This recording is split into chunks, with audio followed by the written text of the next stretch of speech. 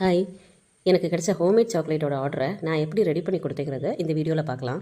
அதுக்காக கொஞ்சமாக டார்க் சாக்லேட்டும் கூடவே கொஞ்சம் ஒயிட் சாக்லேட்டும் கூட மிக்ஸ் பண்ணி எடுத்திருக்கேன். இந்த சாக்லேட்டை நல்லா நீட்டாக மெல்ட் பண்ணி எடுக்கணும். இந்த மாதிரி கன்சிஸ்டன்சியில் கிடைக்கணும்.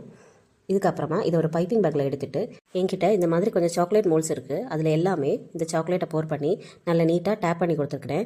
இதனால் உள்ள ஏதாவது ஏர் பபிள்ஸ் இருந்தனாலும் அது வெளியே போயிடும் டேப் பண்ணி கொடுக்கும்போது. நெக்ஸ்ட்டு இதை அப்படியே ஃப்ரிட்ஜில் ஒரு 10 மினிட்ஸுக்கு வச்சு செட் பண்ணி எடுக்கணும்.